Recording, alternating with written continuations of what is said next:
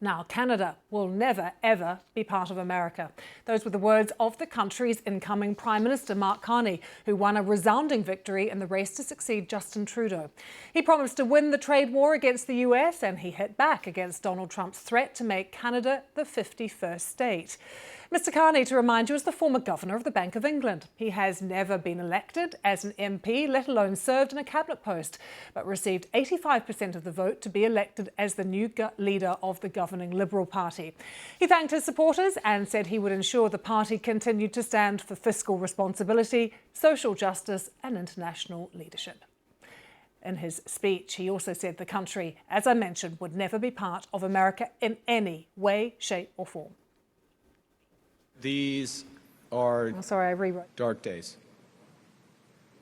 Dark days brought on by a country we can no longer trust. We are getting over the shock, but let us never forget the lessons. We have to look after ourselves, and we have to look out for each other. We need to pull together. Our correspondent John Sudworth was in Ottawa as Mr Carney's victory was announced.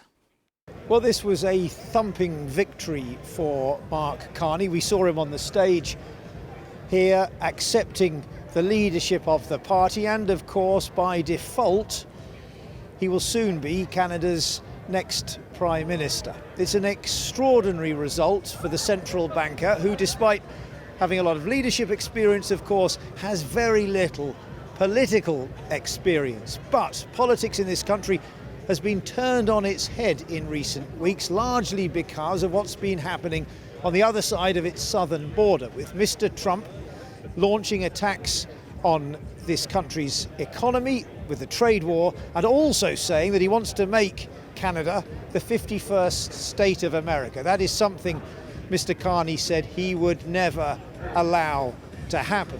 You can see the assembled ranks of the media behind me with their studios built there. The anticipation across the board is that Mark Carney will now call an early general election in an attempt to make his leadership of this country his own.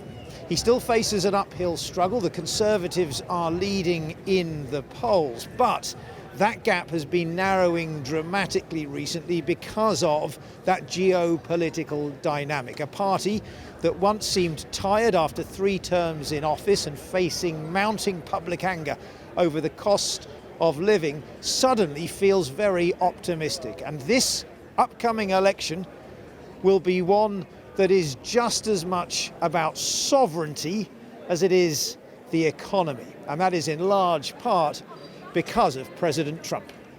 On Sudworth there in Ottawa, let's speak to Drew Fagan, a professor at the Monk School of Global Affairs and Public Policy at the University of Toronto. Drew, good to see you again. So Mark Carney, really the man of this particular moment. Can you kind of flesh out a bit more for us the environment in Canada at the moment with this trade war that's taking place with the US and these threats constantly from President Trump to make Canada the 51st state?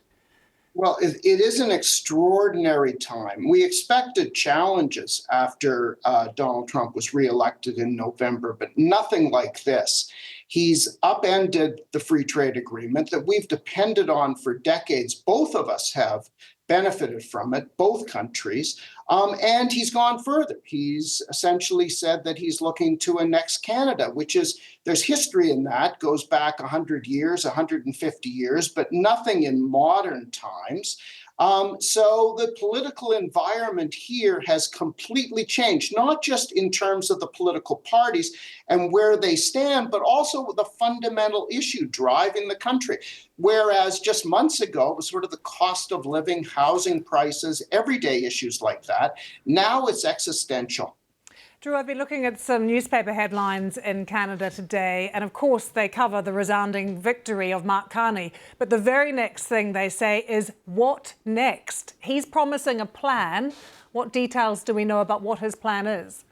Well, the plan right now is probably to go to an election and do so very quickly, possibly within a week, 10 days, almost as soon as he has officially taken power. For one reason, he doesn't have a seat in the House of Commons. He has very little political experience, obviously, except for running for leader, but he does have fundamental experience as probably the most senior technocrat in the country, and in Great Britain as governor of the Bank of Canada, governor of the Bank of England. He is viewed in polling as the person best placed to take on Donald Trump.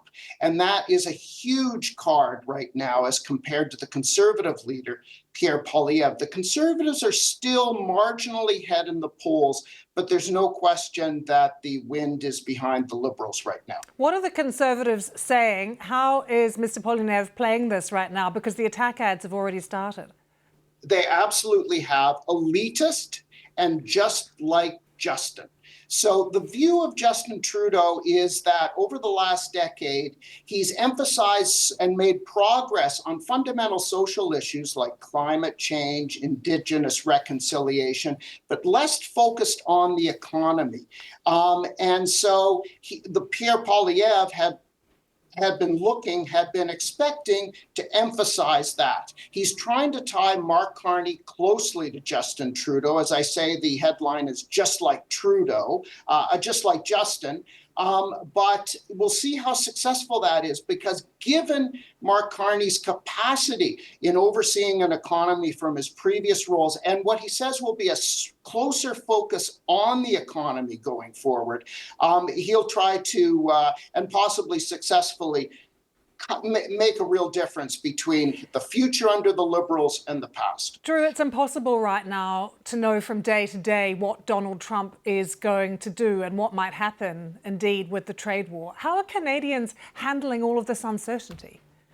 Well, I think, as we've always been, the idea is we're not nearly as big as the United States. We're a middleweight, and they're a super heavyweight. We need to be resilient, we need to be united, and we need to be smarter in our negotiations. And I think that's part of the reason why people are getting behind Mark Carney, given his global experience. Drew Fagan, great to have you with us again. Thank you so much.